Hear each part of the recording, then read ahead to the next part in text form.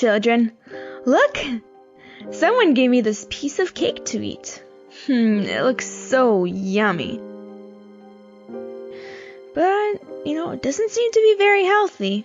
Look, it has lots of sugar and artificial colors and flavors. Over here is my fruit bowl. Which one do you think I should eat? Well, the cake might look like it's tastier for some of you, but the fruits are much healthier. You know what? Honestly, I'm not even that hungry. I just ate and I shouldn't be eating anything right now. I have an idea. I'll save the fruits for supper tonight and I won't eat the cake at all.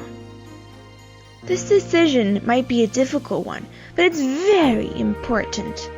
It's called temperance. Temperance means having the willpower to holding back your desires and not do everything you want to do.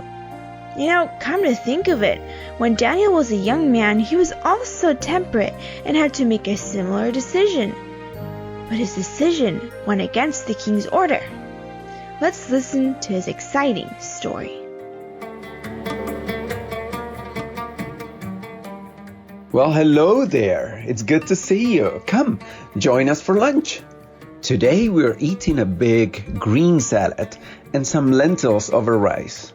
We just came back from our big exam before King Nebuchadnezzar, and thanks to God we passed the test. Don't be modest, Daniel. Tell them, kids, the king found us 10 times wiser than the other students. He also said that we looked 10 times better than anyone else. Do you want to know why? It is because of our diet. When we were captured by King Nebuchadnezzar and brought here, we promised each other and God to always keep His commandments and His health rules. That's right. Our decision was first tested right after we arrived. The king's dining tables were loaded with delicious but very unhealthy foods and wine. Many things that God didn't want us to eat. Besides that, it had all been dedicated to the Babylonian gods.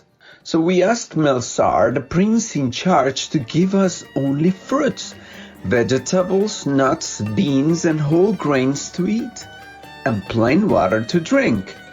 Belshazzar was shocked and a little worried because he was afraid we would get sick and then the king would punish him. But we made a deal with him and told him we would try it for only 10 days. And he agreed. And you know what happened? After 10 days, Belshazzar could easily see that we were fine. In fact, he said we look healthier than those who were eating the king's meat. Belshazzar let us continue our vegetarian diet, and we feel much fitter, healthier, and even stronger. Daniel lived a life of temperance, and God blessed him in everything he did. Kids, temperance means to take care of our bodies in every possible way. It means to eat fresh food, natural food, prepared in a simple way at a regular time and never between meals. It means to drink plenty of pure water, to exercise regularly, to breathe fresh air, get some sunshine every day, and to go to bed early every night. During the time of Daniel, there was a king named Belshazzar who was not temperate, and as a result, he lost his kingdom and his life.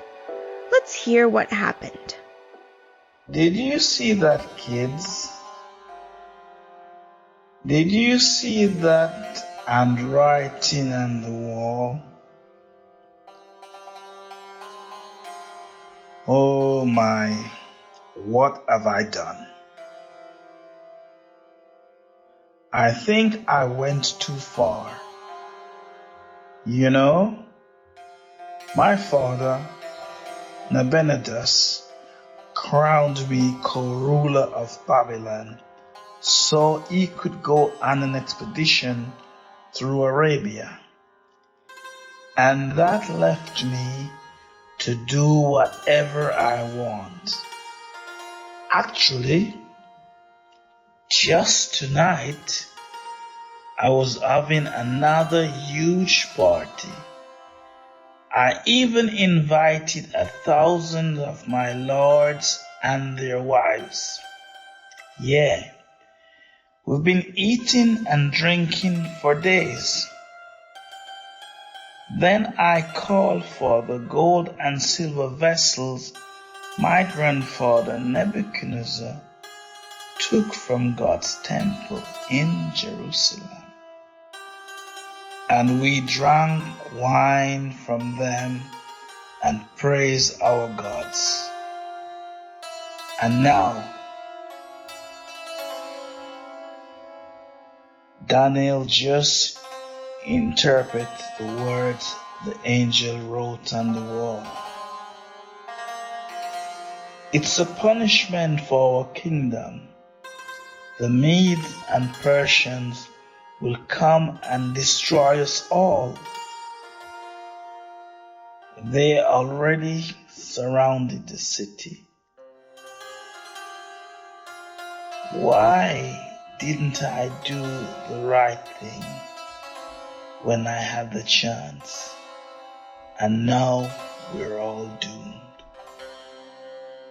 That same night, the Medo-Persian army entered the city and took over the kingdom. Babylon fell because of their pride and disobedience to God, and because of their intemperance. Intemperance means to do anything and everything you want to do at any time and as much as you desire. It may seem good and fun to do it for a while, but it's really very dangerous and selfish. One can get sick and destroy his body and mind. If you do that, you don't only hurt yourself, but you make the ones you love suffer because they worry about you. 1 Corinthians chapter 3 verse 16 and 17 says, "Don't you know that you yourselves are God's temple and that God's Spirit dwells in your midst? If anyone destroys God's temple, God will destroy that person." Right before Jesus' second coming, most of the people will be just as intemperate as they were in the time of Noah, and that's why they'll be destroyed. So in the end, temperance really is a matter of life or death. You know, children, whatever you decide now will influence the rest of your life, even when you've grown up. God designed our bodies, and He knows what will make our bodies work best. The diet He gave to Adam and Eve was a simple, healthy, vegan diet. That same simple diet and a close and constant relationship with God in prayer gave Daniel a clear and intelligent mind that was able to learn quickly, as well as a steadfast character that was able to resist temptations.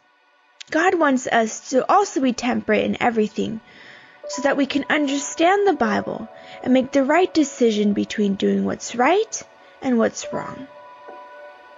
Do you want to be like Daniel and get better grades in school? Let's start with a temperance challenge this week. Refuse to eat or do something unhealthy during the next 10 days and write down the times you managed to resist the temptation to eat something unhealthy. If it gets hard, pray and ask God for strength. If you fail and are intemperate once or twice, don't give up. Just try again. Oh, and be sure to encourage others by sharing your experience. Till next week.